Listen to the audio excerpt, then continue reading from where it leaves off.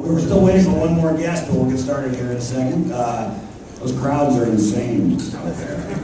Can't see so good as San Diego out there. It's ridiculous. Thanks for being here. Greg, you want to say something to start us off? I will not necessarily. That is your mind.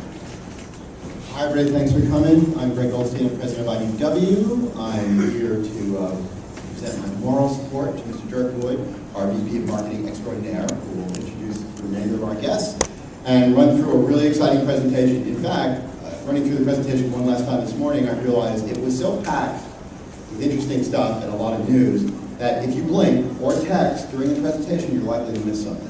So don't do that. Unless you block. All right, that's Greg Goldstein, by the way. The Eisner Award winning.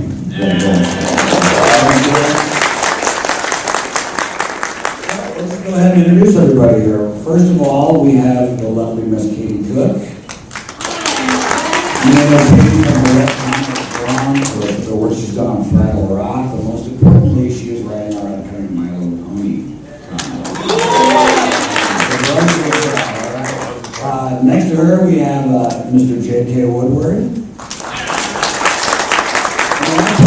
J.K. had a mohawk, so I have this great joke all prepared.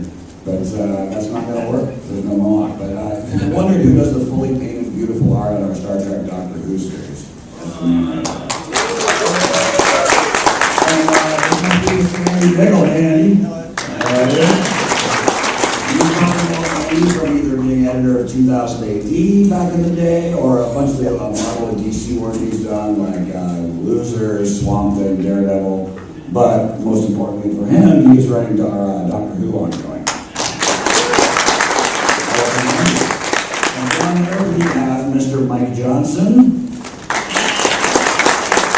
Mike will work primarily for Star Trek. Mike is the right-hand man of Kurtzman and Orsi and writes our Star Trek comics. So he's got a pretty exciting announcement coming up a little bit here. So please welcome Mike. And Jim, pardon me if I get your name wrong, but that is the inimitable Mr. J.M. DeMatteis. Close? Yes? He has a list of credits I'm sure you'll all be very familiar with. He did the seminal book Moon Shadow back in the day. I was a big fan of that. He did a book called Brooklyn Dreams, which is one of my all-time favorite graphic novels. And he's doing a book for us called The Adventures of Augusta Wind. So, and last but not least, I'm Mr. Fred Van Lente, who did a great book for us called The Comic Book History of Comics. If you guys haven't seen that, it's fantastic. There's the guy. There's the guy, Fred. Fred also has done a bunch of other work, some Marvel Zombie stuff. He is doing the Archer and Armstrong book for Valiant right now, but he's got an exciting announcement coming up for you guys pertaining to us. So we'll talk about that in a bit. But meanwhile, we got a few quick announcements to get through. Let's see if this works. There we go. Mars Attacks IDW. You guys heard about this one? All right, so we've got a bunch of slides of some pretty amazing art here I want to show you. I wish you guys could see it up there. It's kind of ridiculous. But you just have to imagine how awesome it is when you can see it. But basically, the first book is IDW Attacking Popeye. So as you can tell, it's a very dark, sinister, serious take on the Mars Attacks legend here. But no, it's going to be a lot of fun. We're really excited about it. It's 5 one-shots coming out in January. Let's run through them real quick. There is the cover of Mars Attacks. Yes. Very nice. Mars Attacks Kids. You knew that was the second book, I know. And there's the cover. These are Ray Dillon covers, by the way. And that will make sense in a second. Very nice. The Alan Robinson cover.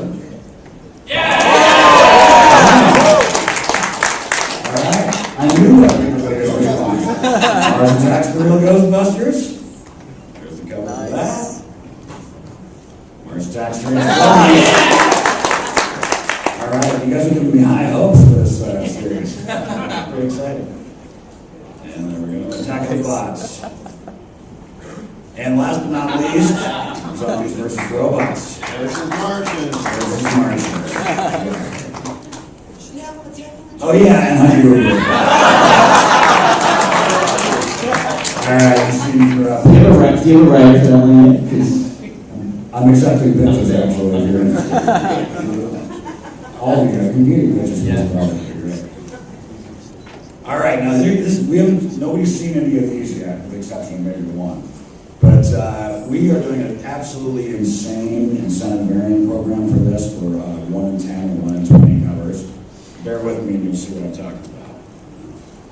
For Mars Attacks Popeye, we have the Mars Attacks Miss Fury cover by Jay Bone and the Mars Attacks Opus cover by Berkeley Breathitt.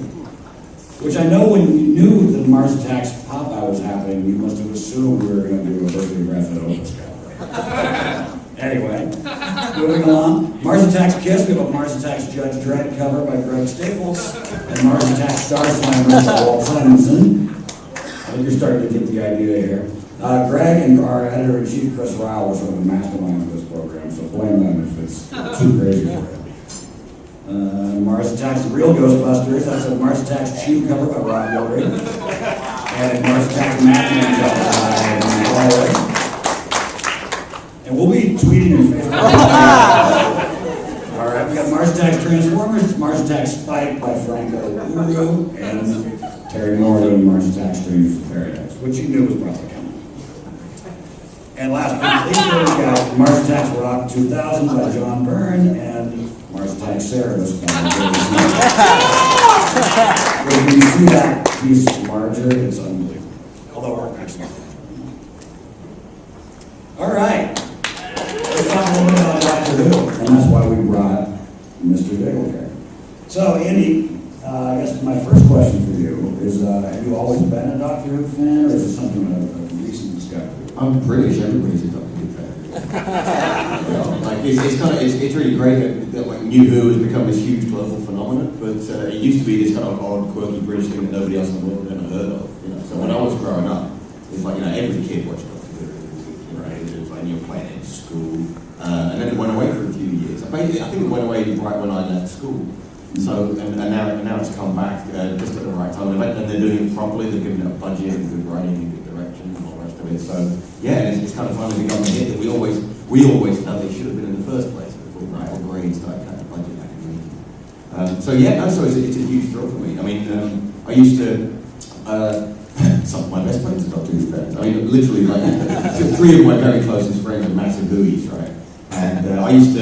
They're even more into it than I am, so they're kind of my brain's trust for the whole thing. But I kind of know my way around because I used to read stacks of the old Target novelizations. I used to buy, the books based on prose books based on the old series. So I'd get like big stacks of these things from jumble sales and church sales and stuff like that, and just read through them. And so all the old stuff that I've never seen on TV, like the old John Purvis and this kind of stuff, in my head had amazing special effects and vast epic scale. And you have to go back and watch that stuff now. DVDs gets a little bit shaky. But yeah, no, it's a real honor to be. It's a real honor to be doing it, but it's also completely terrifying because I'm kind of like, okay, so I'm no Steve Moffat, so I'm always finding myself comparing myself to the great writer you got on the TV show. But it makes me try and raise my game. Yeah, well, you did a great job on it. It's funny you mentioned what it leads me to think about the fact that we've sort of felt it should be a bigger comic hit than it's been as well, sort of in the same way you're talking about the TV show historically. But with this recent series, the sales actually pretty much doubled, if I'm right. Well, that's what I mean. Yeah, it's one of those rare situations where we feel like it is because we felt that it should be reaching a bigger audience the way the TV show started reaching a bigger audience. It seems like that's happening. So. Yeah, the weird thing is that we can't actually get the IDW comic in the UK because of licensing issues.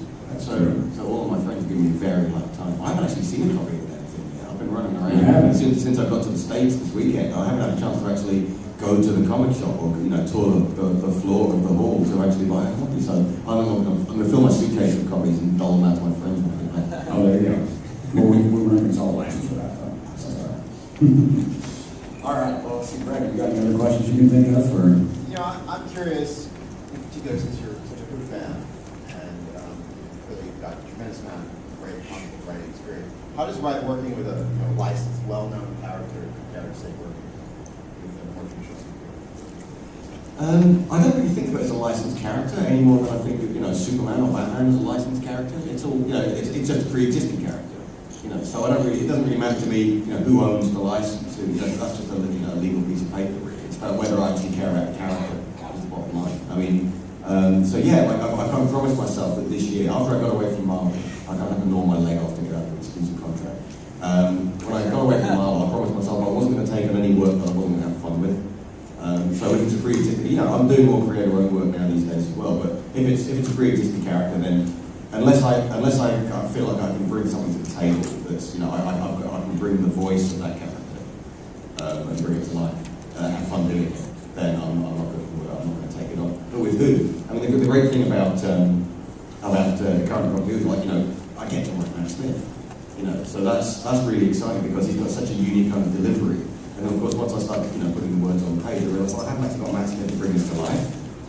So trying to get that kind of mercurial delivery that his acting style. It's a really interesting challenge for me and the artist to try and bring that to life on the page in a static medium like comics, you know. So that kind of turning on a dime when he's got talking, when he'll suddenly go off at tangents mid-sentence. So yeah, I don't know whether I've succeeded, and Mark Buckingham's done an amazing job of bringing the character likenesses to life. Speaking of Mr. Buckingham, just threw a couple pages up there. Yeah, it's lovely stuff. I'm really liking it. I mean, me and Mark have been talking about working together for years. To actually finally get a chance to work together on Doctor Who. Yeah, Do you have any help? outstanding. He's not and then for issues 3 and 4, I mean, Andy Seifert and Philip Bond are taking over for a little bit, but you're I'm really jealous that I've always wanted to work with Philip Bond. I'm so close to getting Philip Bond. maybe later on for an annual or something. Yeah, you know. But you're coming back right after those guys. All right. Excellent. And the script will be coming through as soon as I do the contract. All right. That's Monday. Monday for me is sitting in my hotel room with my iPad, frankly, writing down this issue. All right, somebody email our editors. Tell them that. All right, Andy Diggle, everybody. So,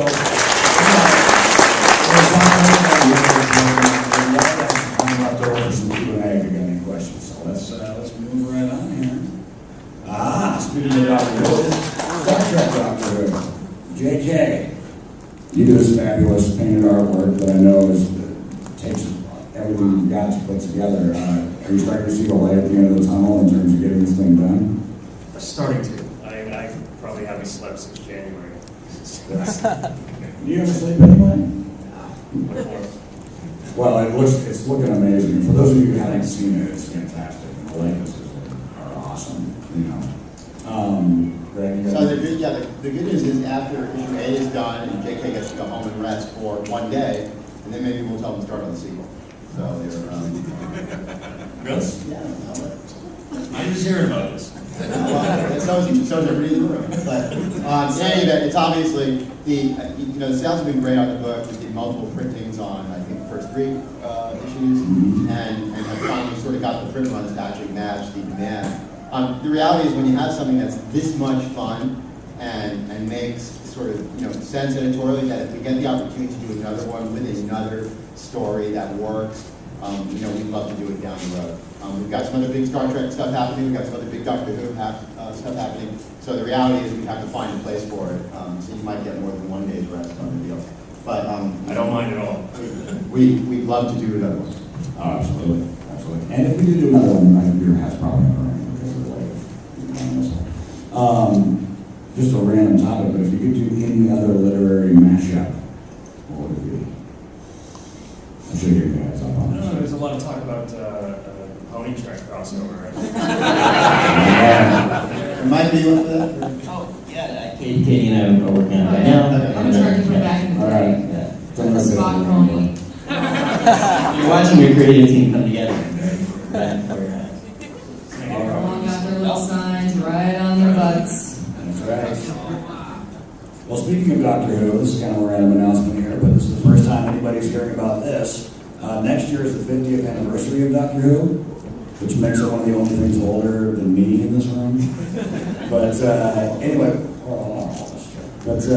basically it's going to be 12 sort of related one-shots. That's the best way I can put it, right? Yeah, an interconnected maxi series.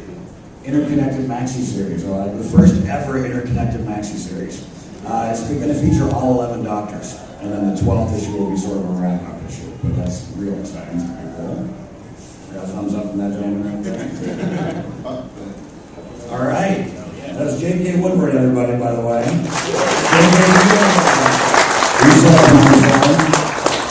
You set up on our side. Yeah, at 18. There you go. Go see J.K. and Artist Alley and check out his amazing work. Yeah, get all the pages. Well, this is the reason we brought Mr. Fred Van Lente into the room. We are relaunching G.I. Joe. This is the first place you're hearing about it. So, that is an Art Adams piece. All right. Well, starting in February, Fred is taking the helms of the new G.I. Joe series along with his old collaborator, Steve Kurth. I'm going to flash these up here, too. Then in March, we've got Chuck Dixon and Paul DeLacy starting G.I. Joe Secret Missions. In April, G.I. Joe Cobra Files from Mike Costa and Antonio Fuso. So let's talk to Fred, because he's had in the first of these books. So, I read the interview you did with CBR, which you posted later today, actually.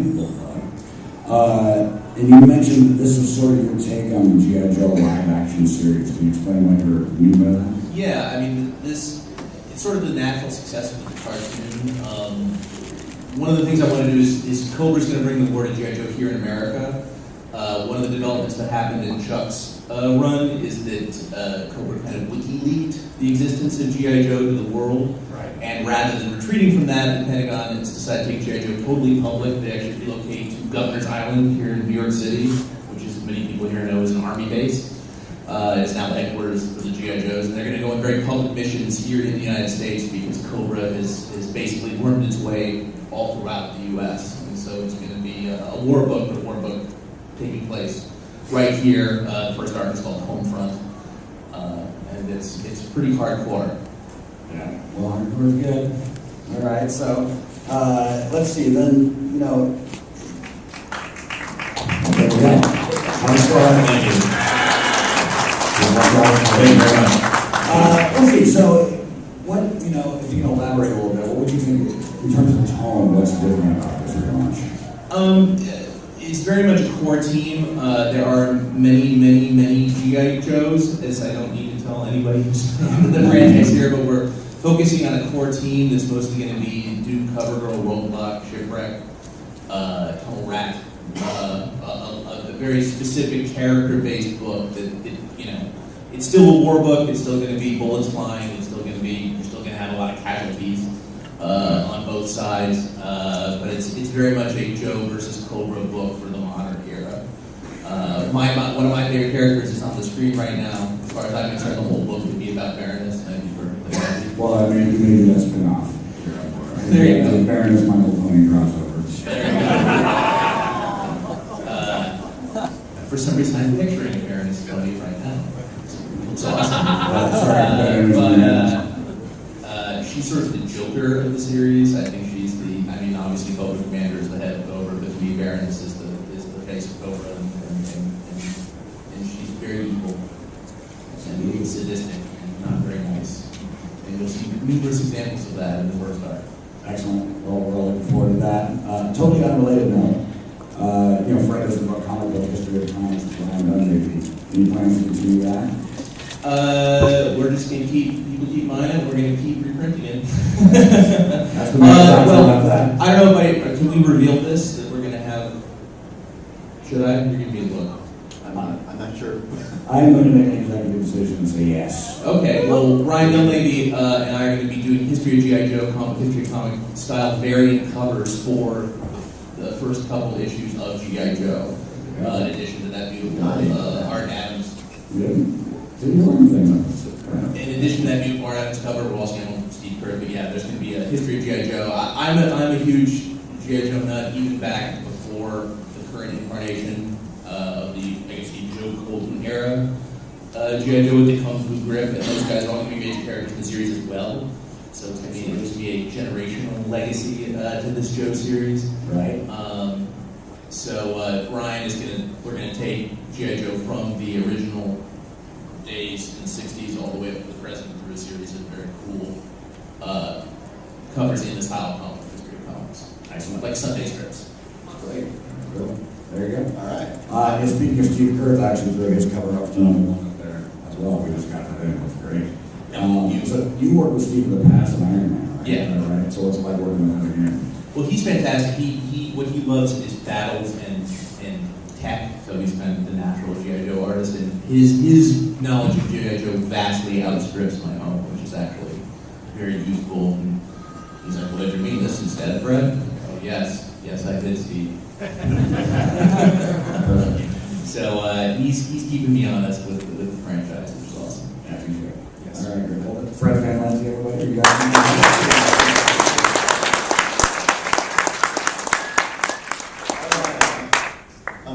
Just real quick on the whole G.I. Joe program, obviously, Chuck and Mike aren't here. So one of the things I think that readers will find is that each book will definitely have a distinctive voice.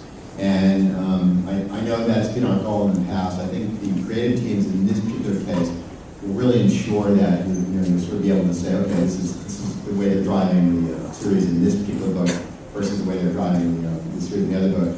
On Special Missions, I've been a fan of the Chuck and Paul team for a long time, going all the way back to Airborne and Valkyrie and beyond. So I know they're going to be taking a completely different angle than some of the things we've done before as Fred. And Cobra Files, although obviously we've had a successful Cobra book previously, will also again do things different and in shorter arcs than we had done previously. So it's all fun and exciting. And Real American Hero continues onward. So we should leave that out. Yeah.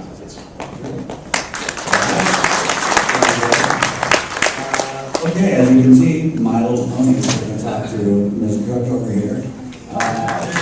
So some of you guys have made its way on the internet recently that it's been kind of a success. So I'm just going to go ahead and say it's coming out of the gate at about 90,000 copies, which I'm not sure who's familiar with what. I outsold Uncanny X-Men.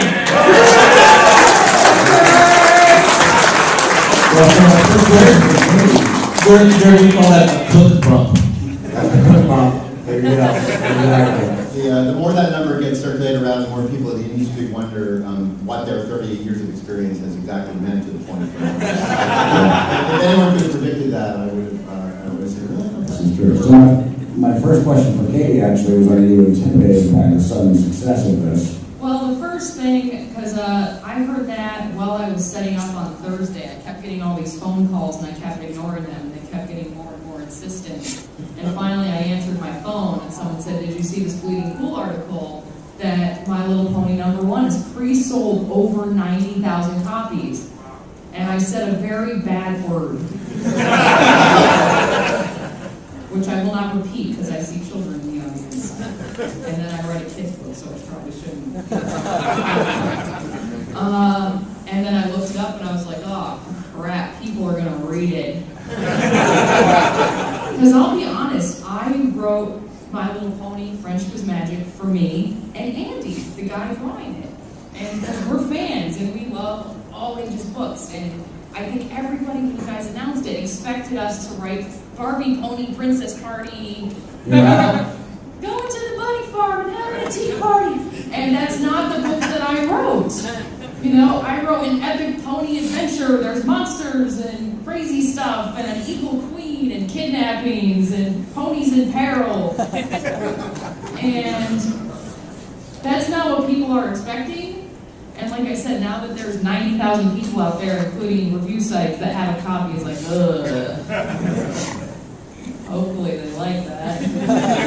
Well, they will. And speaking of Andy, actually, Andy Price is doing the art, and I'm actually putting some of his pages up here, and they look unbelievable. So I think... I would point out, the green pony with the heart on its butt is me. And then Andy and his wife are in there, and Tom Selleck is in there. And the Booth Brothers are in there.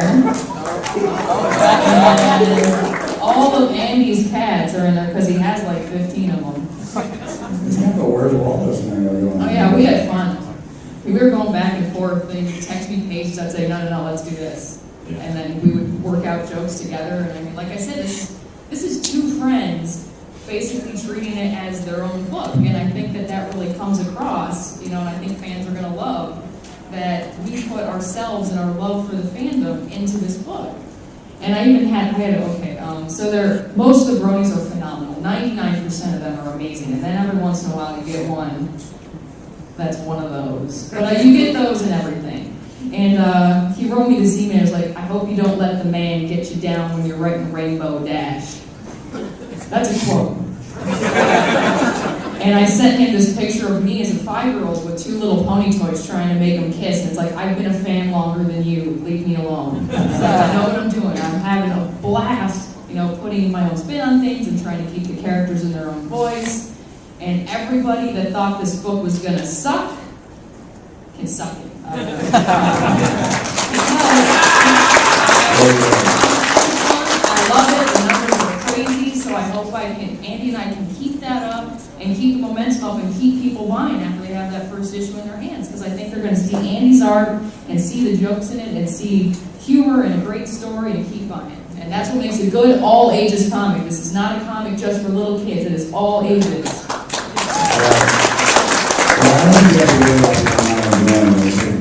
Just around the office and our friends at Hasbro, some of whom are here today, everybody's reaction to it has been over the top. And I'm not writing a namby-pamby pony comic, even though namby-pamby was a great editor. It's a pony joke for people that like that. That was for you guys. So, okay, who's already planning on buying this comic book? All right, who's not? Get out. All right, thank you, Katie. Katie Cook, everybody.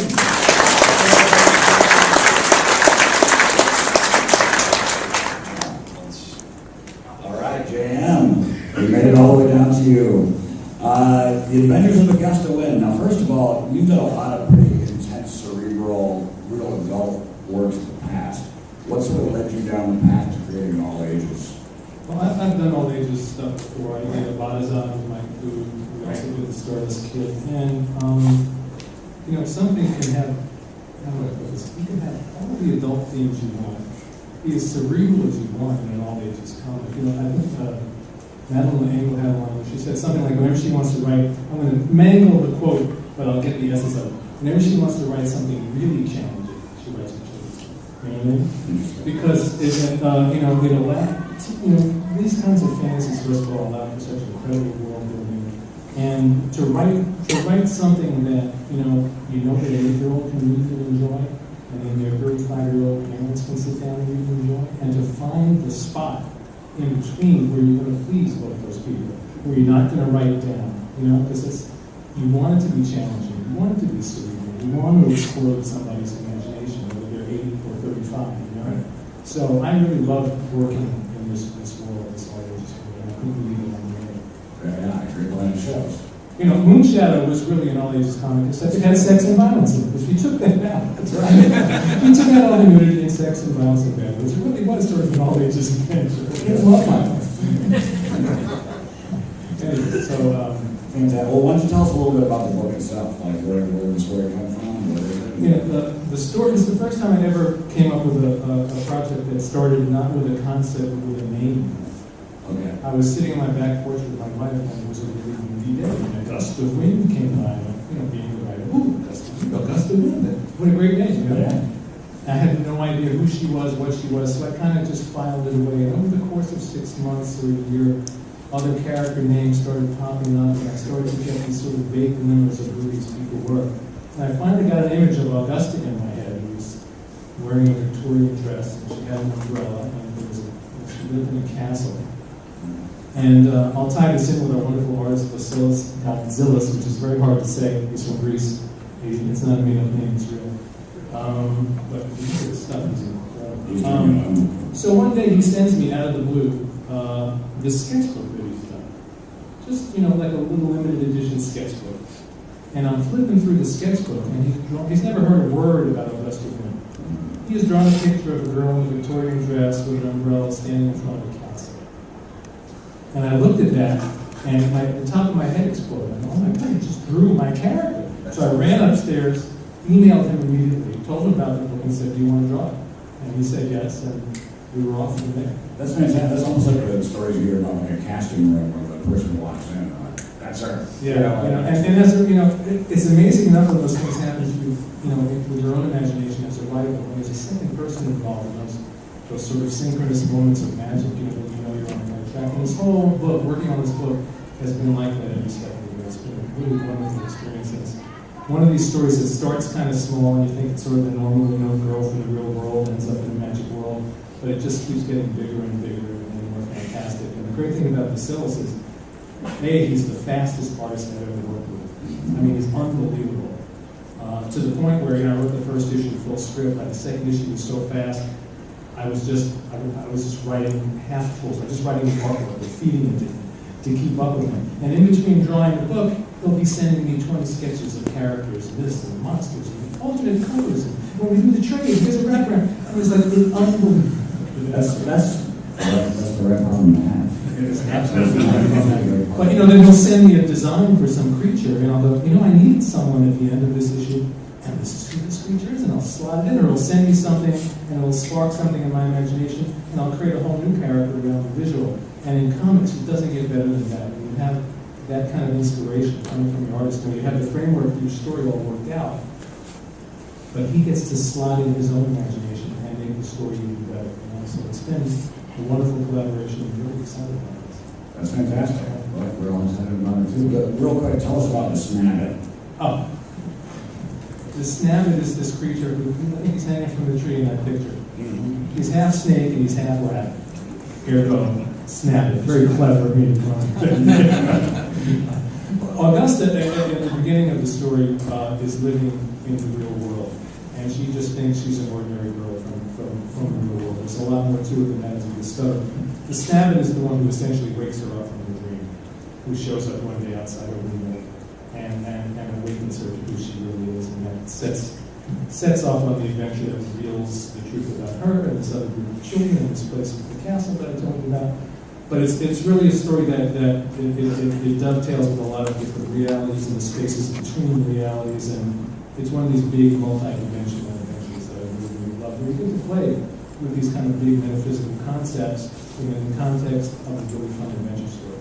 Awesome. Yeah. Well, it's coming out in November, everybody. Adventures of Best Win.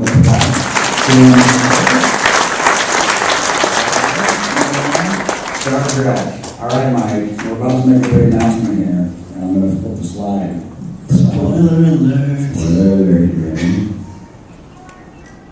There we go. So, we'll get the band back together after the second Blues Brothers reference. David Messina, who we worked with on the original Countdown in 2009, is drawing this 4-issue miniseries, which is a prequel to the movie that comes out next May.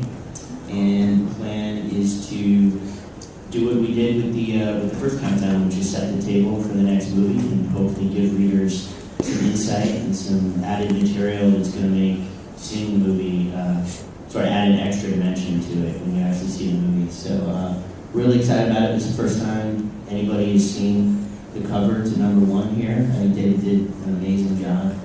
And like the original Countdown covers, each cover is going to focus on a different main character, and then they're going to join together. I think you can see in the lower right corner, there's a little piece of the Starfleet shield. When you put the covers together, they all join up into one image.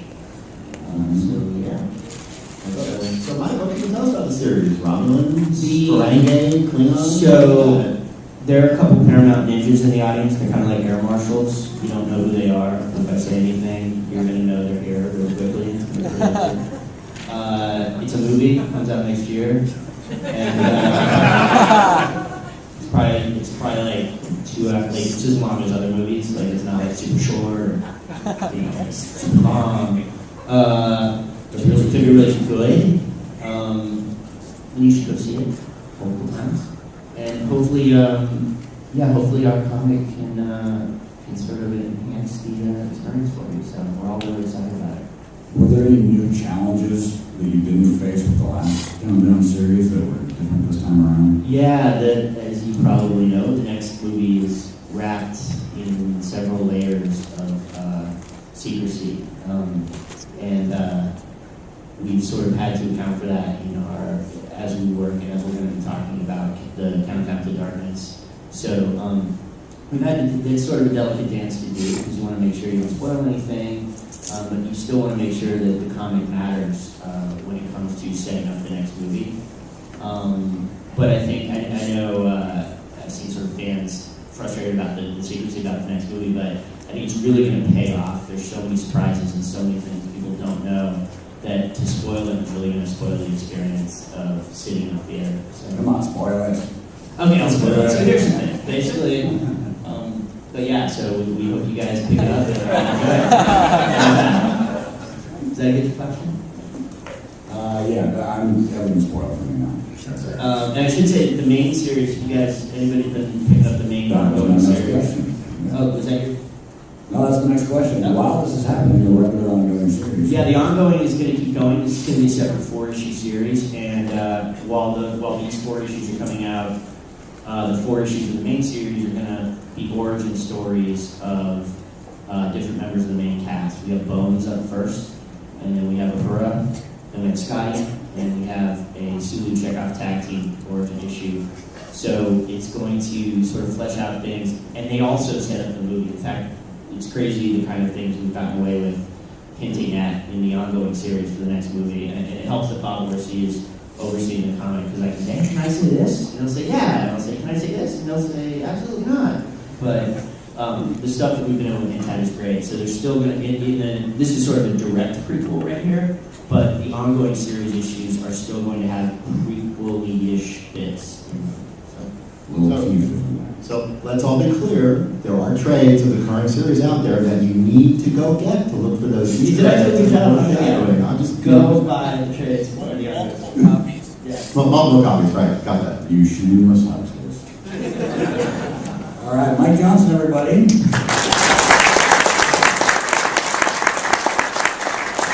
All right, a few brief announcements here, as if we haven't had enough crazy announcements up to the panel, but there's a couple more. IDW is starting what we hope to be a long and fruitful relationship with Mr. Dave Sim. First thing on the agenda is a book of Sarah's covers. So it's going to be outstanding. And our fearless leader and CEO, Ted Adams, and Scott Doombeer were up with him last weekend and just came back raving about the state of the artwork and what's available. And that's going to be awesome. We're also apparently doing a digital audio version of High Society, although that's in a format that remains to be seen. We're going to learn about that about the same time you guys do, I think. But yeah, we could not be more excited to be in business with Mr. Sim. Greg, you want to say a little something about Thunder Agents? So this is the surprise of the day, because I don't think necessarily anyone saw us coming, but Thunder Agents is in fact coming over to IDW, probably starting early next year as far as when we'll have some announcements and talk about what the new series will be. It's property that I've loved since I was a kid. Of course, the classic Tower books were done by such legendary greats as Wally Wood and Bill Kane and Steve Ditko. It's had an interesting past in terms of companies it's been affiliated with. Most recently and very successfully, of course, was at DC, where Nick Spencer did some great things with the series, I thought. As fairly well known, DC is really focusing its energies on its own great library of characters. This presented an opportunity for other publishers to potentially pitch ideas and work on some really great things. Michael Usland, who is the executive producer of all Batman movies and has had a long affiliation in the comic book and entertainment industry, is helping put this together on behalf of the Thunder Agents folk. So we're looking forward to a lot of good, exciting things coming out of this in 2013 and beyond. All right. Details forthcoming on Thunder Agents. The Highways is a new book by Mr. John Byrne. He's actually going to be doing 3 new titles in 2013. So the man, we published obviously a lot of things by John Byrne, but he continues to just be a machine. I mean, the stuff, the pages he turns in, they look as good as anything he did back in the 80s, and we couldn't be happier to be the home of John Byrne. There's a couple of pages from the inside. All I know about this book is space truckers. If it's Byrne, it's going to be good. Kill Shakespeare. I was actually just upstairs watching the live reading of Kill Shakespeare. It was amazing. But we are launching a sequel to Kill Shakespeare. It is called Kill Shakespeare Tide of Blood. I actually wanted them to call it It's a Good Day to Kill Shakespeare. They shot that down. They also shot down Kill Shakespeare again. And Kill Shakespeare's, there's a bunch of them now. But the last series did great, and those guys are awesome, and they're tireless promoters, and it's a very cool concept. It's basically all of Shakespeare's characters come alive to kill him, essentially. It's watered down when stated. But that's great. But because of that, since we are going to have time for some Q&A, it looks like, anyone who can phrase their question in Shakespearean verse, you're going to get a prize. We don't know what yet. So keep that in mind, the poets in the audience there. All right, Greg, you want to talk a little bit about our artist edition program? You guys familiar with our artist edition? Joe Kubert Tarzan just hit retail, I think, about 2 weeks ago. It's been obviously extremely successful and well received, like a lot of our titles. The two that have just gone to the printer are the Gil Kane Spider-Man, which is just absolutely fantastic, and just really, it's great for me to look at those books again, some of which I hadn't really looked at since I was a kid, quite young. And Gil's take on Spider-Man, particularly his early issues, are really phenomenal. And I think those of you that are fans are going to love the fact that we have a really long, continuous arc in that book. And the other book that went to press at about the same time is the Best of Mad Comics. Those of you that are Mad Magazine fans know that Mad started as an EC comic and essentially saved EC and Bill Gaines and created a whole new business and a whole new world. And of course, those early comics featured all the great talent that was associated with EC back in the day. So Harvey Kurtzman and Wally Wood and Grant Engels and et cetera, little Jack Davis, and the list goes on and on. And again, we managed to find Scott Dubier, who's got really a nose for detective work in the original art world. Really managed to find a lot of great things for that book. Pretty much if you're a fan of material, all the great stories are pretty much there. And all the great covers are there, including cover number 1, which we had to convince a fellow by the name of Steven Spielberg to let us scan a piece of the book.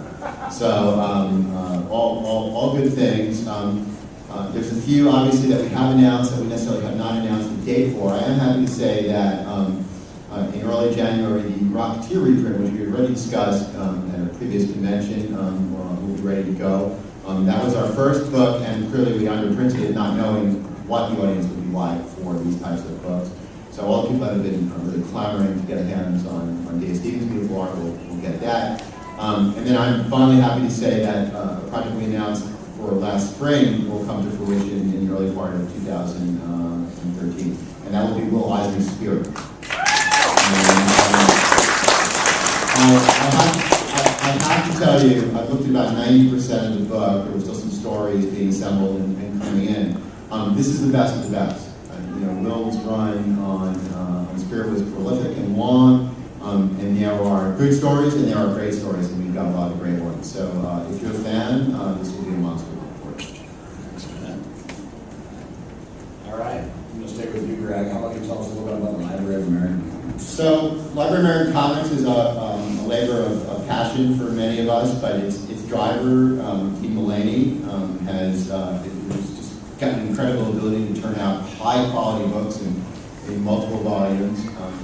Has really continues to knock himself out in a way that just really is outstanding. I think we've got a few samples up there, including our new Essential series, which is a slightly less expensive version with slightly less pages, designed to really highlight a few classic strips that modern audiences might not be familiar with. And he's got a handful of great strips in the Essentials, Gumps and Baron Bean, and some other really older, lesser known, but classic strips that particularly influenced later strip creators and writers.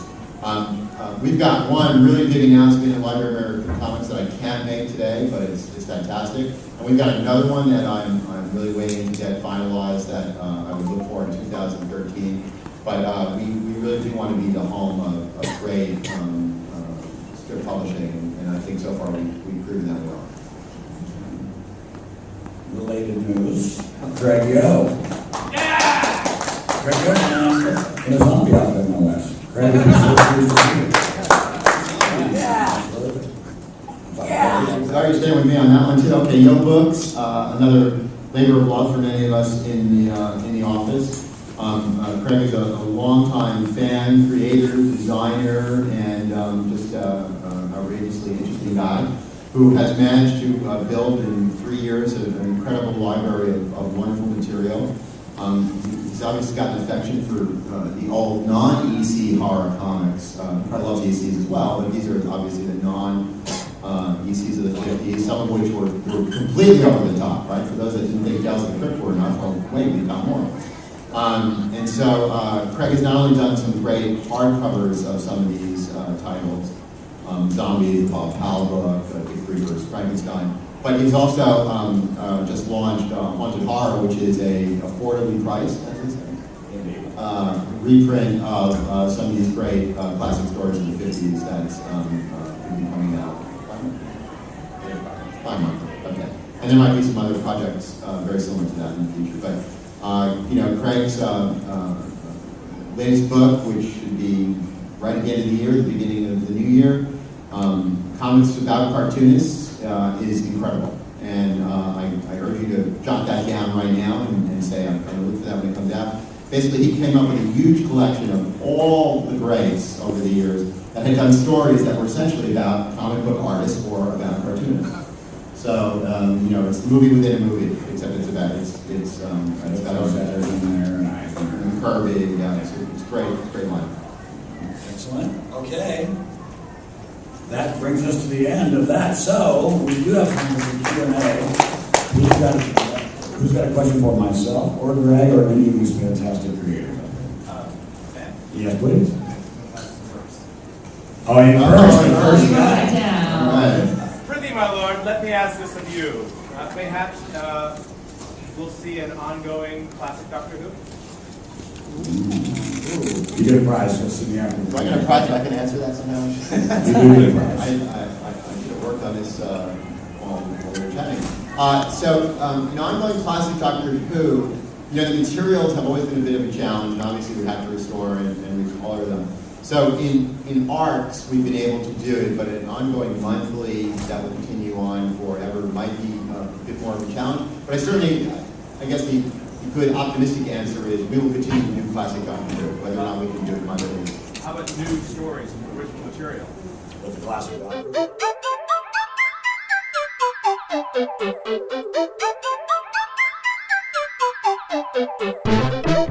Who.